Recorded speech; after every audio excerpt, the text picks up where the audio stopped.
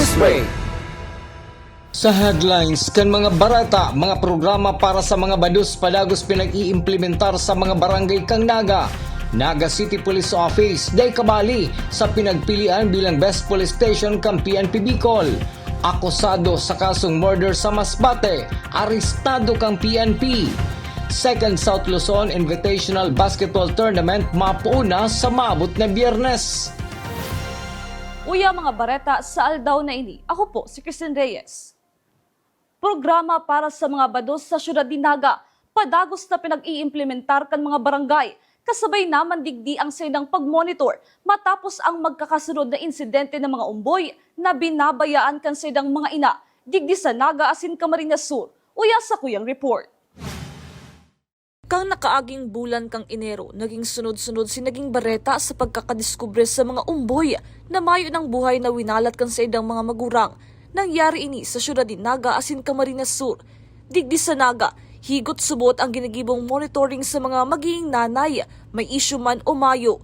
Sa Barangay Santa Cruz, sinabi ni Barangay Kagawad Carla Gomez, chairman kang Committee on Health, na may mga programa sindang pinagigibo para sa mga bados. Kabali na ang sindang ginibong buntis class kang Enero 23, kung sa 15 bados sa idang barangay ang nag-atindir. Digdi tinaawan nindan vitamins as in nutrition education, kasabay ang pagirumdom na kung mabados, ipapadagos asin padakulaon nin tultol ang sida mga aki na pano ning pagpadangat. Sa saindang listahan, nag-edad 20 anyos pataas ang bados ngunyan sa Barangay Santa Cruz asin mayong na-record na menor de edad. Kang last January 23, nagbuntis class po kami. 15 pong mga bados ang nag-attend sa muya. Tinaan mining ma'am, tapos mga vitamins, then nag-nutrition education kami. Then tigsabayan mi na din po magtaoning paalala sa inda na kung mabados inda, dapat i-continue ninda din padakulaon ning maray ang aki. Sa Barangay Bagong Bayan Sur, kung saan nakuha ang umboy sa ibaba kan sarong boarding house na mayo na ning buhay, pinag-check na kan Barangay Council ang gabos na bados na naka-star sa sindang barangay, kabali na si mga nagbo-board. Sinabi ni Punong Barangay Pincamba na igwa na sindang listahan kan mga naka-star sa sindang barangay sa tabang kang ginibong Paskuhan ka nakaaging taon.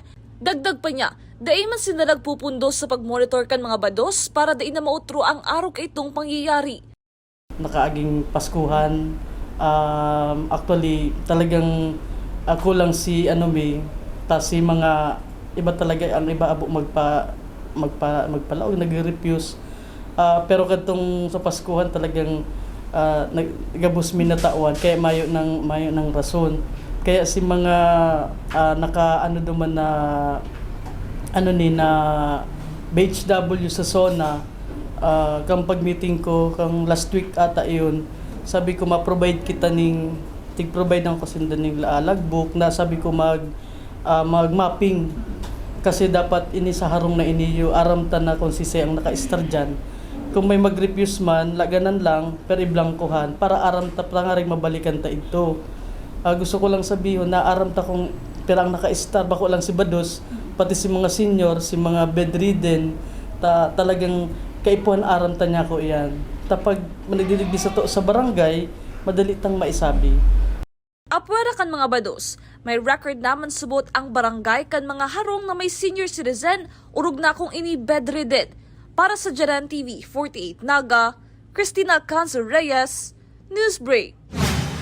Mientras tanto, pinagsugo man ni Punong Barangay Pincamba ang sada mga barangay health workers na magkaigwan ng suway na logbook kan mga naka-install sa boarding house para masiguro na igwasid ang pagkakabisto. En kaso may mga pangyayari na daay pinaglalauman, haran niyang sarong kolehiyo sa Barangay Bagong Bayan Sur, kung kaya dakol mandigdi ning boarding house. Dakol man, lalong-lalo na ibis sa may Ateneo, sa Hakob, Ugaman, dakol ang boarding house digdi sa Tuya. Actually, lalo na nga duman sa pag-boss kaya dapat arami kumpira ang minsan ang iba di man dinideclare kumpira ang kang boarding house ninda. Sana siguro di ko aram kung nagaano sa bayadan or man talagang naka-occupied kaya dahil man ninda masabi minsan kaya may man talagang may man laog, minsan pano man.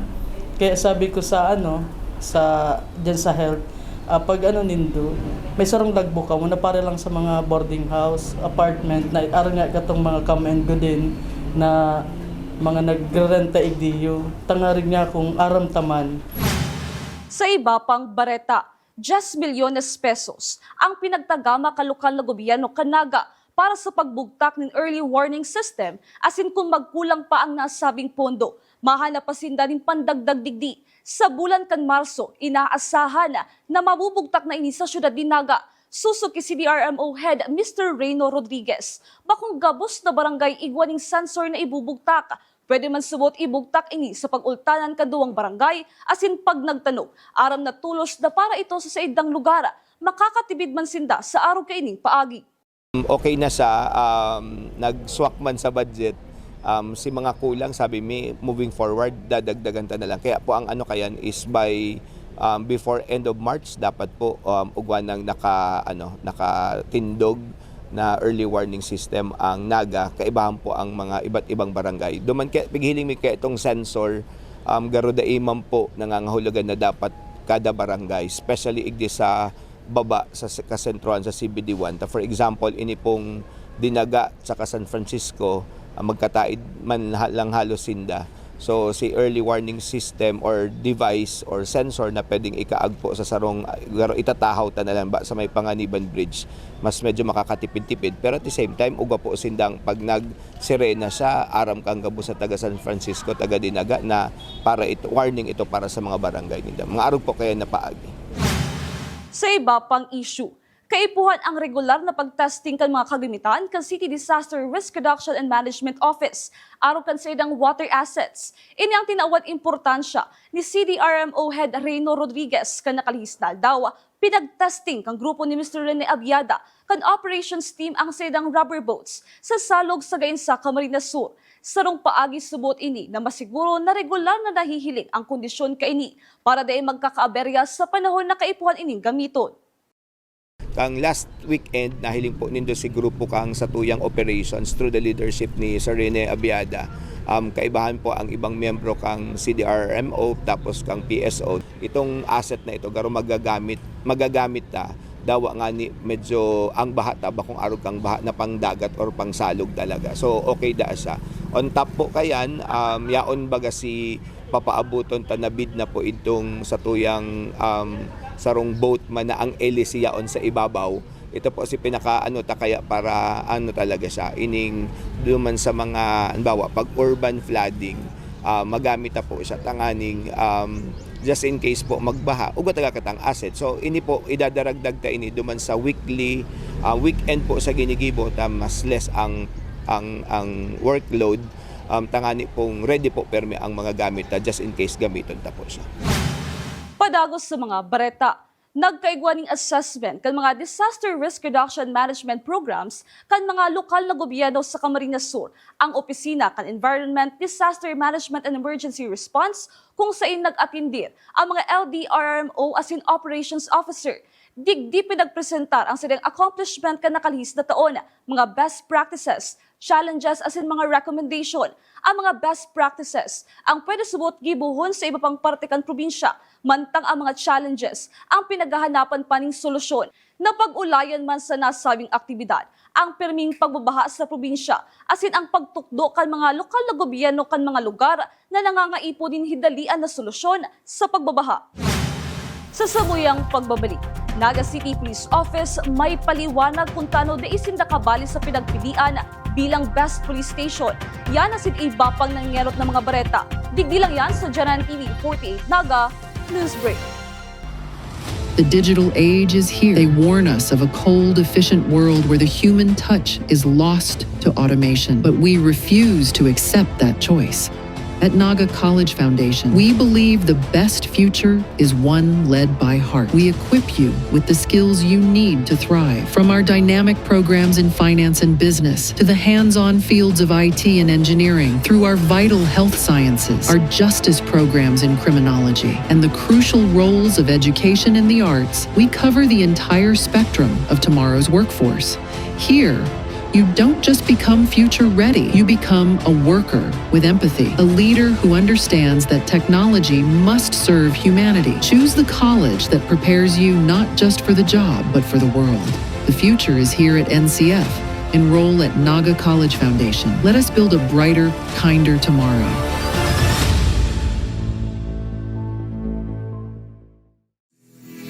The battle for regional supremacy is back. 3 leagues, 6 champions, 1 city. All roads lead to Naga sa pagsasama-sama ng pinakamalalaking liga sa South Luzon. Oragon Basketball League, United Collegiate Championship League, Bicol Universities and Colleges Athletic League, the second South Luzon Invitational Basketball Tournament, Olivares College, Parañaque, UCCL Season 19 Champion, Guangmi College, Tagaytay City, UCCL Season 19 Silver, Faith Colleges, Tanawan City, Batangas, UCCL Season 19 Finalist, Naga College Foundation, OVL Season 1 Champion, Amando Cope College, Tapaco City, Albay, Cal Season 7 Champion, University of Nueva Cáceres, sa 2025 Regional Qualifier, February 6 to 8 at the USC Sports Palace, with special exhibition match between W. Sofia Basketball Team versus Oragon All-Star, live stream via GNN Naga Digital TV Channel 48.1, Oragon Sports TV, Oragon Basketball League Facebook page, and GNN TV48 Naga YouTube channel.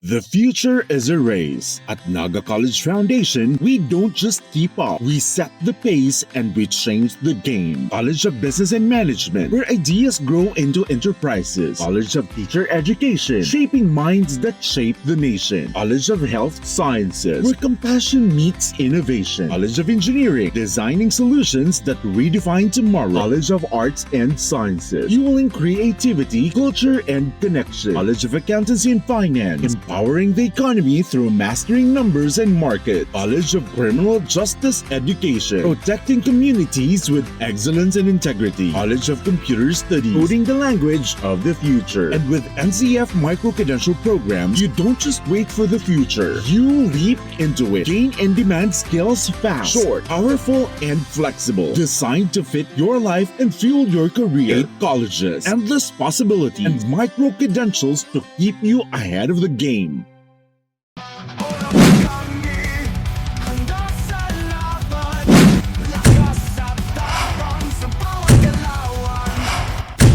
Ano, morag ka?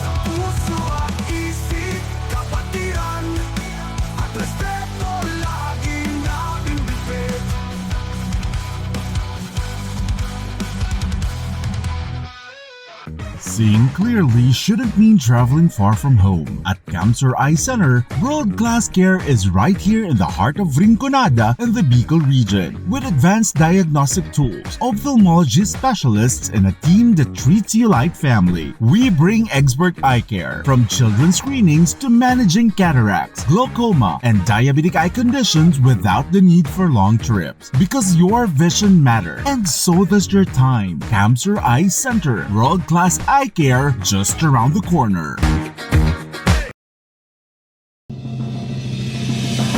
Magkaibahan mo dyan sa custodial facility kang Pasado alauna immediately pagkaabot ng sultan. Sinabi ni Guerrero ang exemption sa investigation. Newsway. Naga City Police Office da ikabali sa pinagpilian sa pagiging best police station kan PNP Bicol. May paliwanag man digdi ang PNP Naga. Ang kumpletong detalye sa report ni Cristina Valenzuela. Sa binabang criteria kan Police Regional Office 5 o Pro 5 para sa mga best police unit, da ikabali sa pagpipilian ang City Police Office para matawan nin Ondra. Ulit na saro lang subuot ang City Police Office sa bilog na rehiyon kan Bicol kaya mayo ining direktang kalaban sa regional level.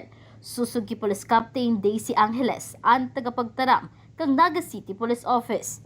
Daibinisto ang NCPO bilang Best City Police Office, hulitaan mga Police Provincial Office, Municipal Police Station as in City Police Station lang ang nakabugta sa guidelines as in criteria kan Pro5 para maglaban sa kompetisyon.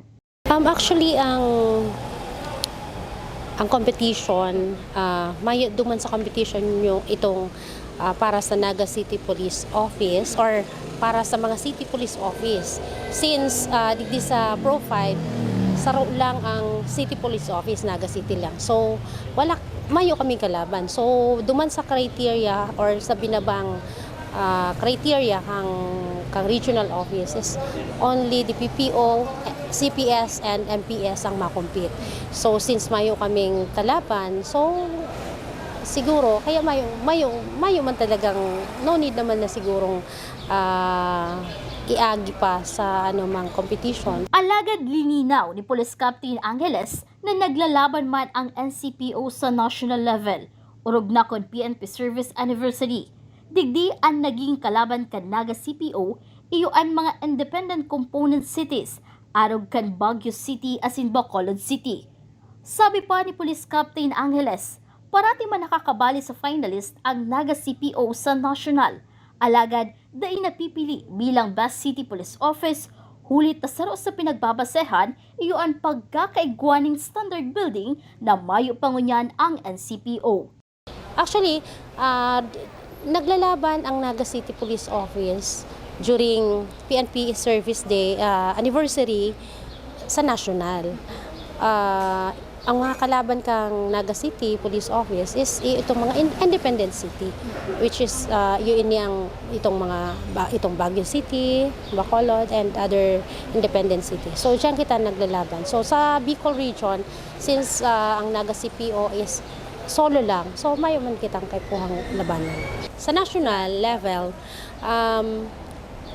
during competition kang PSA, nakakaabot kitang finalist. Pero di kita nakakaabot sa di kita nakakaabot duman sa kita awarding dahil inot na inot ang inihiling digdiyo during saro sa criteria digdiyo is iyo ingani ang NCPO is mayo pang standard building, ang satuya ibang mga police stations is mayo pang mga building. So saro pa ini sa mga inihiling duman sa criteria kang PSA Anniversary. Para sa GNN TV48 Naga, Cristina Valenzuela, Newsbreak. Mientras tanto, nag-uugma man ngunyan ang bilog na Naga City Police Office sa onrang nakua kan Police Station 4 bilang Best City Police Station sa anom na police station sa syudad din Naga. Segun kay Police Captain Daisy Angeles, ang pagbistong ini sa Police Station 4 nagpapatunay na bako lang sa mga operation o accomplishments nag-excel ang NCPO, kundi maging sa gabos na aspeto kan serbisyo para sa komunidad. Siyempre, ang Naga City Police Office is proud na nagkaigwa kitang arog kaya na accomplishment. So, ibig sabihin, sa Naga City, kung wako lang ang dailang kita nag-excel pag-abot sa mga accomplishment, kundi sa gabos na aspeto, saro ang Station 4 na na-awardan, yun na nga na-awardan para maging best unit. Saro sa best unit. So, proud kami and nag-uugma ang buong kapulisan kang Naga City.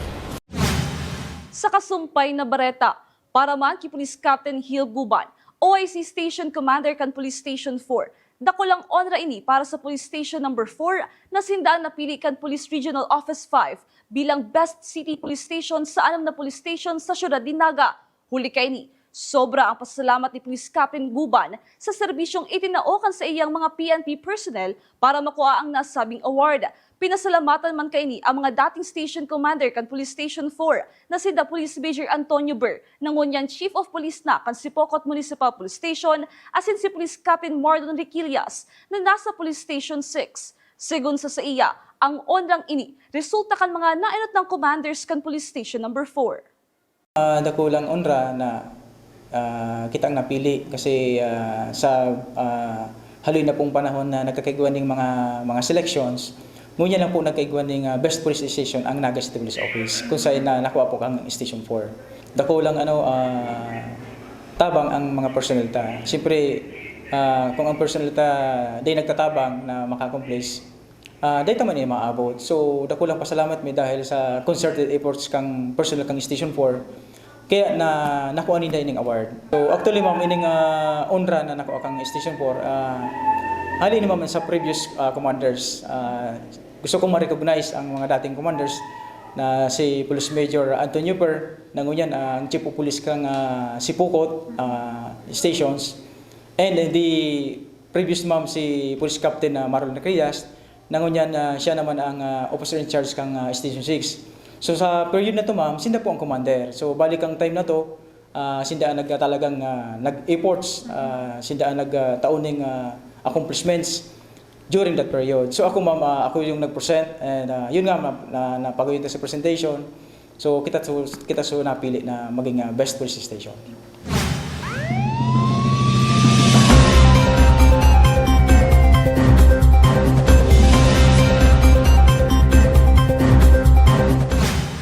Murder ang kasong inaatubang kan akusadong si Ayas Jose, 59 years old, residente kan Esperanza, Masbate, alagad na aresto sa barangay Kasabangan, POV Corpus, kanasabing probinsya.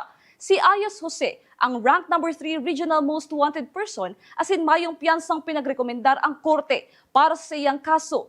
Pinanginotan kan POV Corpus Municipal Police Station ang pag-aresto sa sospek, katuwang iba pang law enforcement units. Sa iba pang police report, alauna ning maagahon kasud mang Martes kan maaresto sa anti-illegal drug buy-bust operation kan Labo Municipal Police Station ang suspect na si Ayas Baldo, 47 years old, soltero asin parakabod din Bulawan, residente kan Purok 6, Barangay Dallas, Labo, Camarines Norte. Libang plastic sa nin subot shabu ang narecover sa suspect asin ang sarong sa nin subot illegal na droga na nabakas sa iyakan mga otoridad. Ini may timbang na 1.2 grams, asin may estimated street value na 7,200 pesos. Nasa kustudiya na kan Labo Municipal Police Station ang nasabing suspect. Sa iba pang police report, hulitad na ipanadadakop kan mga otoridad sa Pili Camarines Sur ang lalaking naglaog sa classroom kan sarong maestra sa Pili West Central School kan nakalihis na Disyembre 18 kan nakalihis na taon. Padagos na nagdadala ning pagkatakot sa mga estudyante asin para tukdo ang ginibo kay ning paglaog sa classroom kung saan kinuha subuot kani ang cellphone asin kwarta sa bag kan biktimang teacher. Mahihiling sa CCTV footage na interong patos ang lalagon kan suspect na marikas na naglalakaw sa loob kan eskwelahan. Hagad ngunyan kan mga maestra na mabisto asin madakop na ang nasabing suspect.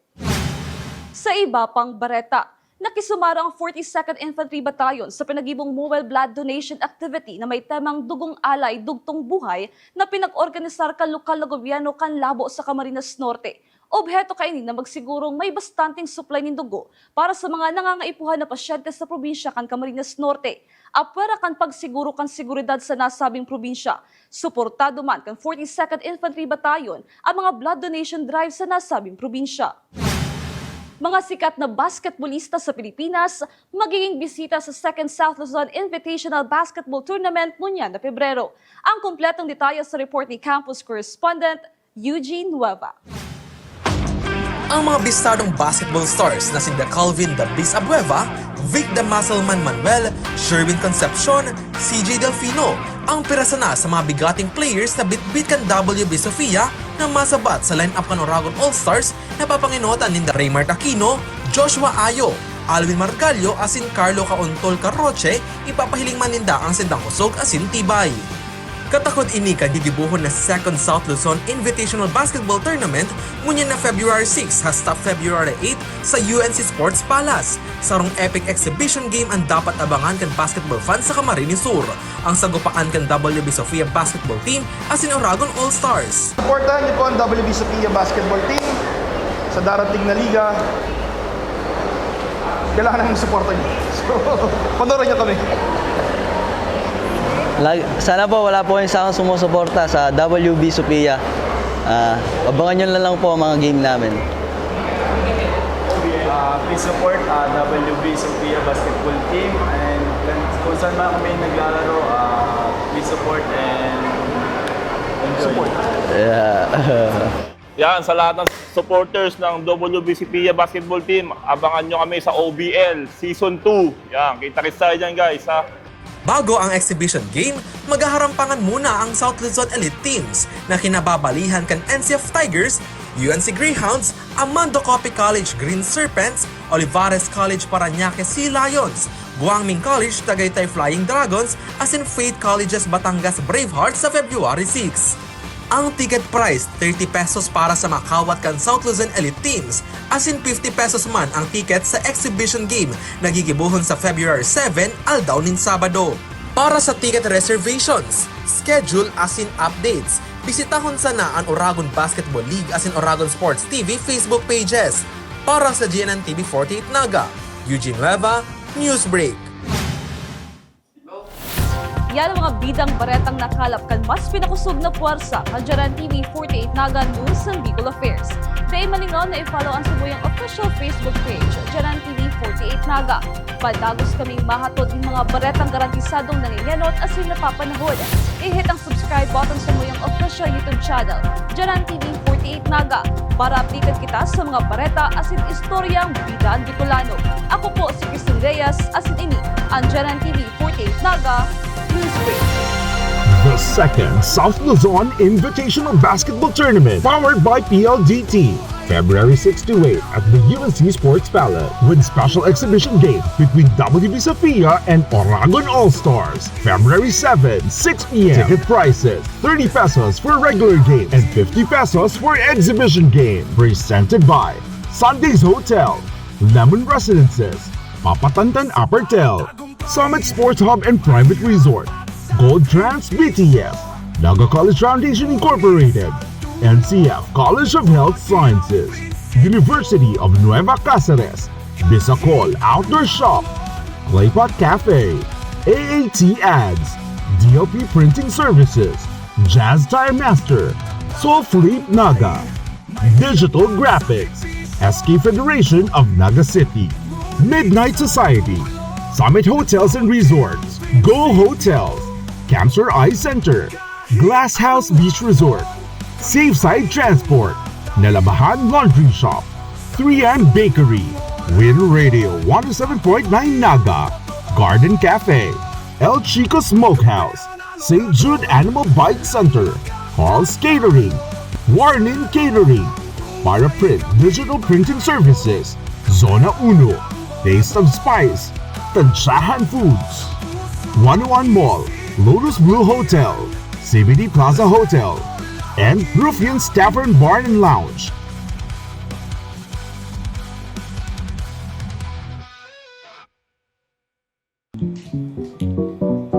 Tanga diri ko nababay na GNN TV 48 Naga. Kalma! Lumipat lang ang GNN TV 48 Naga sa channel 48.1. What? Direk, ang simple lang ng solusyon dyan. Kunin ang remote, pumunta sa menu Setup o Settings, at hanapin at pindutin ang scan at hintayin. Then, boom! Balik na si GNN sa channel 48 mo. Para sa mga balitang nangunguna at napapanahon, at sa mga programang suwak sa panlasa mo, tutok lang sa GNN TV 48 Naga, Bida ang Bicolano. Be a champion, be a tiger today. NCF's the quest, let's lightning your way. At the Naga College Foundation Basic Education Department, we provide an environment where innovation is nurtured and resources promotes collaboration and discovery. Our students benefit from hands-on learning in cutting-edge science and technology laboratories, bridging theory with practical application. We maintain a supportive institutional framework, ensuring a safe, clean, and academically focused atmosphere for every student. Beyond academics, our comprehensive facilities, including sports, develop leadership, teamwork, and discipline. NCF is proud to be a LASO-accredited institution, a recognized mark of excellence and high-quality education. this is Naga College Foundation Basic Education Department. Changing the game. At NCF, we're all about that holistic grind.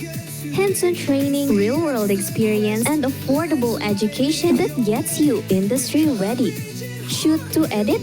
Dito, from concept to screenwriting. From shooting to editing to actual broadcasting, NCF was the first and the only school that has its own operational television and radio stations. No boring stuff, just real skills for the real world.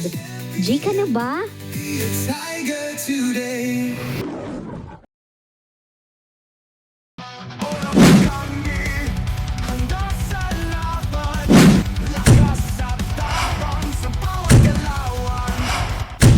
Ano, morag ka?